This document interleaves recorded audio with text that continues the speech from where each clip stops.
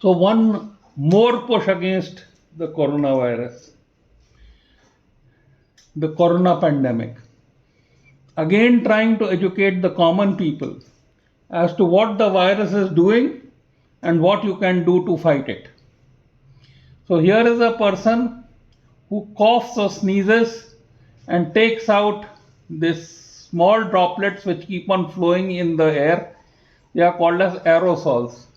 The other droplets, which are bigger, would sink down onto surfaces which you touch by the hand, and you must hand wash so that they don't reach your mouth or the nose. So, hand wash or sanitizer on these surfaces in this would prevent this route. So, what do you do to prevent it?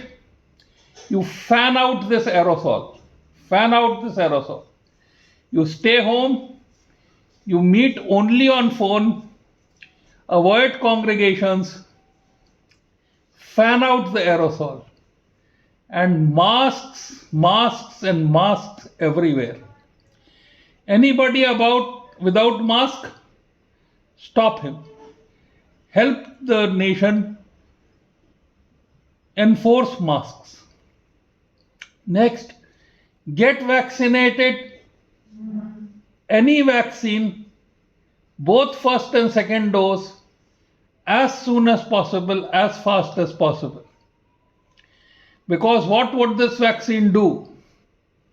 This vaccine, what it will do, I'll tell you here. But now, once this virus reaches your nose, it tries to stay in the nose because nose air cells are cold. So it hates hot. Therefore, steam inhalation, hot water drinking, betadine gargles would not allow this, will kill the virus in the nasal sinuses and in the pharynx only. And they do it, and they do it very fast.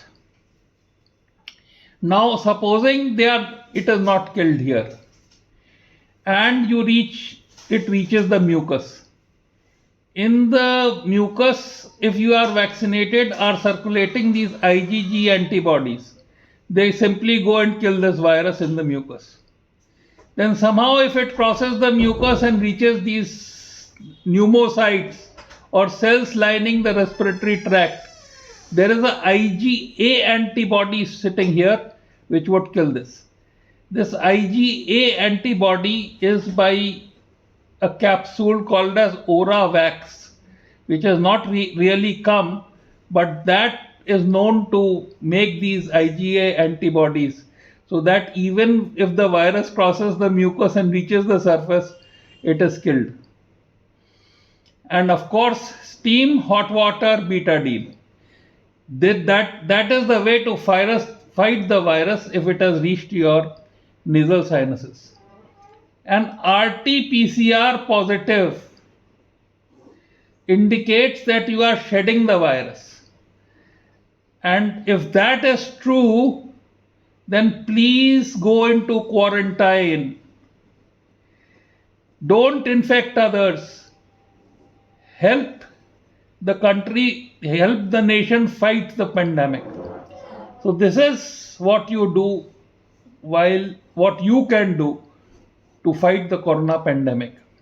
The next thing is, now supposing this virus still manages to reach the cells, on the cell membrane is a ACE receptor.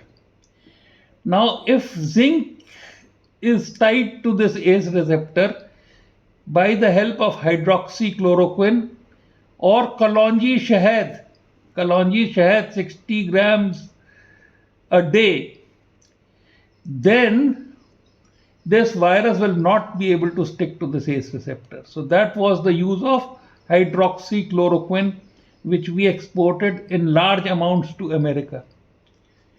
Now then, if it sticks, then its membrane stays here and the viral RNA is put into the cytoplasm of the cell. And it needs a protein which is called as transportin to be able to enter the nucleus and alter the DNA. Your ivermectin blocks this transportin, and therefore the virus has no choice but to die in the cytoplasm. So this ivermectin, remember, is 0.2 milligram per kilogram. That means about 60 milligrams for a 60 kilogram person, taken on day 1 and day 3 every fortnight. That will achieve this prophylaxis. So if you are exposed or even otherwise, this very cheap drug would prevent the virus going to the DNA at this step. Supposing it crosses this step and it reaches the DNA, it alters the genetic sequence of the DNA. Then this DNA starts doing three things. One, it makes a messenger RNA which helps the cell mechanism synthesize billions of new viruses. The second thing it does is that there is a normal warning mechanism to other cells, which is mediated by interferon and tumor necrosis factor in this DNA. So when this DNA is under attack or under stress, it warns other cells. This warning will not occur because the virus will stop this. And the third thing is that virus would incite inflammation. So it will promote this, but negate the interferon mechanism. And it is this inflammation which is mediated by the immune system which ultimately kills you. So there is a interleukin which mediates this inflammation. That is called as IL-6. So a tocilizumab actually is a IL-6 blocker, and it has been able to save many lives in this IL-6 induced what is called as cytokine storm. So tocilizumab is one drug, but don't run after it. Okay, if it's not available, doesn't really make a difference, because the major block of inflammation is dexamethasone. 6 milligrams, 3 tablets a day to start, then 2 tablets, then 1 tablet, and you have to taper off. Kalonji Shahad also is a very powerful anti-inflammatory. 60 grams mixed with honey you can take every day.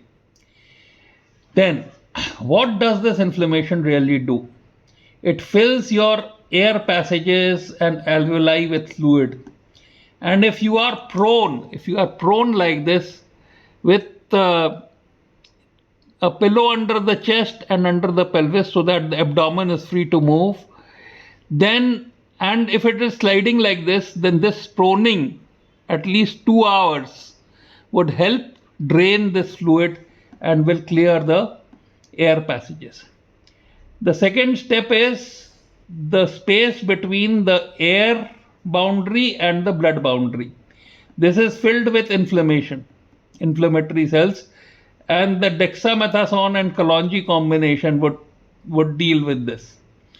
The third thing that happens is that this virus here sticks to the CD147 receptors of the red blood cell, forming a roulet, and this blocks this blood vessel, and the blood proximal to it here clots, and therefore this perfusion stops.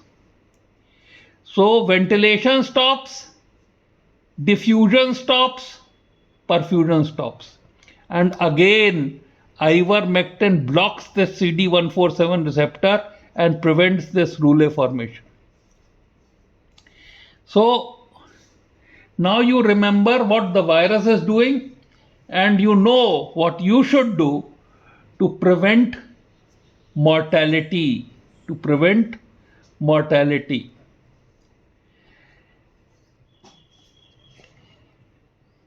Thank you.